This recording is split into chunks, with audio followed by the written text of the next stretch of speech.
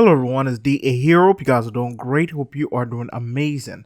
Today I'm going to be taking a look at a silence build for Banshee, and I know you guys have been asking for this build for a while. A lot of you asked me in the comment section, and some of you even asked me on my Discord chat, so it is finally here. Now it took so long because I had to make sure that this build is very efficient, and I also had to make sure that it is not a hassle and it is also very good. So this time I am not going to disappoint you. So to start off with this build, you need to format your Banshee or Banshee Prime about 2 to 3 times depending on which one you have. I know if you're using a Banshee Prime, you might have to format it only maybe twice. However, if you're using Banshee, maybe 3 times. It's all up to you and some of the other mods that you may want to add to this build. Now after that, you will need to get the Savage Silence Augment. Now this is a silence augment for Banshee and it increases finisher damage when silence is cast, plus it also opens enemies up for finisher. So that is a very important thing, and that's one of the main reasons why we are getting this augment. My current modding setup is a hybrid setup for sonar and also for silence.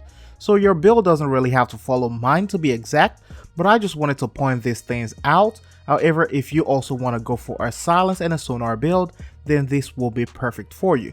Now, when it comes to building for silence in Banshee, the choice of selection is to increase duration and also reduce your range, and that is very important. To reduce range, I will say that you will need to get the narrow-minded mod, and you can add other mods to boost your duration and also your efficiency. You don't have to go for power strength unless you are going for something dealing with sonar. Now the reason for reducing range is because Savage Silence only opens enemies up for finisher for only a few seconds, and after that the enemy can recover and then rocket a barrage on your face. So it is very important to always pay attention to that, and because we don't want to have to worry about that all the time, that is something that I decided to do, and this is the main reason why you add a negative range on Banshee. This way you can back up, let the silence reset, and then when you go forward again, it triggers that effect and puts the enemy under the influence again. So that is one of the main reasons why you need a small range. So this way you can drop into any room on the tile set without alerting all the enemies around. So that is very important and one of the main reasons why we have this set up this way. Now you can do this as often as you want. You can change some of the things around, rotate some of the mods. It's all up to you.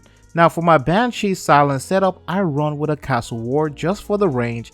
The build doesn't have to be special, I just have something really normal. I just threw things together in a prime reach, and that is fine with me for this build. The next thing that I also added, which I'm sure a lot of people may not have this, is a set of Arcane Trickery, and I have that on my helmet, which gives me 10% chance to go invisible after every finisher. Now if you have 2 sets of Arcane Trickery, that means you have 20% chance, and this also means you can trigger the arcane effect once every 5 times. So that is really quite impressive. Now this build for Silence Banshee is not really demanding as long as you have narrow-minded in your setup and you can mix and match everything together. Now once again, this is my own suggestion of builds, this is my own setup. Feel free to mod things and build it the way you want. Let me know what you guys think about this build so far. If you like this video, leave a thumbs up and also subscribe to the channel for more. And as always, it is DA signing out. I'll see you guys in the next one.